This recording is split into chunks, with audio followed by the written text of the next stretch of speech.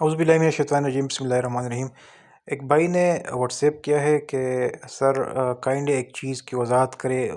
خلاصہ یہ ہے کہ ایک تو ہمیں صرف فنڈ میں ڈالا گیا ہے، اور دوسری کٹوتی بھی ہو رہی ہے، جو کہ پرانی اسکیم کے جو لوگ ہیں نہ ان سے کٹوتی ہو رہی ہے، اور ان کو گارنٹیڈ اسکیم بھی پینشن کا ہے، تو یہ تھوڑے زیادتی ہے، یہ بھائی کہہ رہے ہیں۔ تو بالکل میرے بھی یہ خیال ہے کہ ایٹ لیسٹ کٹوتی نہیں ہونی چاہیے تھی، یہ ایک ایکسٹرا برڈن ہے جو امپلائی پہ پڑ رہا ہے۔ تو ایگزیکٹلی میں بھی یہی سمجھ رہا ہوں، لیکن ہمارے بس میں نہیں ہے، یہ گورنمنٹ کی ڈیسیژن ہے اور اس طرح ہو رہا ہے۔ لیکن میں ایک چیز شیئر کرنا چاہتا ہوں، پنجاب گورنمنٹ بھی اسی ماڈل پر کام کر رہے ہیں اور وہ اس کو اڈاپٹ کر رہے ہیں، لیکن اس کے اڈاپٹیشن میں وہ تھوڑے چینجز کر رہے ہیں۔ چینجز یہ ہے کہ امپلائی پر برڈن وہ نہیں ڈالنا چاہتے، تو اگر یہ ہو جائے نا تو سندھ بھی اس کو اڈاپٹ کریں گے، کیونکہ سندھ بھی اسی ہی پروسیس میں لگی ہوئی ہے کہ پنجاب کر لے تو ہم بھی کریں گے۔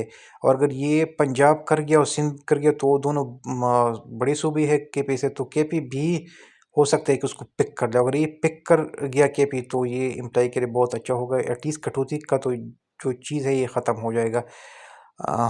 تو امید ہے کہ یہ ہو جائے۔ اور دوسری بات، آپ لوگوں کے جو پیسے بینک آف خیبر میں پڑے ہیں نا، تو جہاں تک ہم کر سکتے ہو ہمارے بس میں ہو تو اس کے لیے تو ہم کوشش کرتے ہیں، اور بھرپور کوشش کرتے ہیں کہ اس سے آپ کو فائدہ مل سکے۔ تو اس کے لیے ہم نے یہ کیا ہوا ہے کہ جو انیشیل ورکنگ کر کے جتنا بھی پرافٹ آپ لوگوں کے بن رہے ہو، تقریباً 1.1 بلین پڑے ہیں وہ پر، اور انیشیل ورکنگ کے مطابق تقریباً 7-8 کروڑ روپے پرافٹ بن رہا ہے اس پہ۔ اس کو کمیٹی ویٹ کریں گے اور ریویو کریں گے، لیکن یہ انیشیل ورکنگ ہے۔ اور اس پہ جو ٹیکس بن رہا ہے نا تقریباً 1.30 کروڑ ہے، مطلب 1.30 کروڑ روپے۔ اب ان کے لیے ہم نے بہار کو سے ایگزمپشن سرٹیفکیٹ لے کر لیٹر کیا ہے مینیجنگ ڈائریکٹر بی او کے بینک آف خیبر کو کہ آپ اس ٹیکس کو نہ کاٹیں، کیونکہ یہ جو پیسے ہیں نا یہ پینشن کی ہی پیسے، تو اس کے آپ یہ ٹیکس نہ کاٹیں۔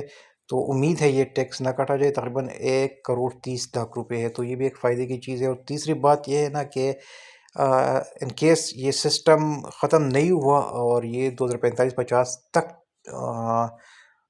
مطلب کنٹینیو رہا، پہلے تو لگ اس طرح رہا ہے کہ اگر اکانومی اچھی ہو جائے اور اچھی چیزیں ہو جائے، ہو سکتا ہے کہ 5-6 سال بعد، مطلب میں تو یہ نہیں کہہ سکتا، لیکن اگر ختم ہو جائے تو ٹھیک، اگر ختم نہ ہوا اور 45-50 تک کنٹینیو کر گیا تو پروجیکشن یہ ہے کہ اس وقت پرانی اسکیم کی جو لائبلٹی ہے نا وہ تقریباً 2 ٹریلین ہوں گے، اور 2 ٹریلین کے بعد یہ کم ہونا شروع ہو جائیں گے، کیونکہ جو پرانی اسکیم کے جو لوگ ہیں وہ نکلنا شروع ہو جائیں گے۔ اور جو یہ نیا اسکیم ہے سی پی فنڈ، اس کی لائبلٹی اس وقت 205 بلین ہوگی، بنسبت پرانی اسکیم کے یہ بہت کم ہوں گے۔ اب جب اس کی لائبلٹی کم ہوں گے اور اس کی لائبلٹی اتنے ہے نہیں، تو پھر کیا ہوگا؟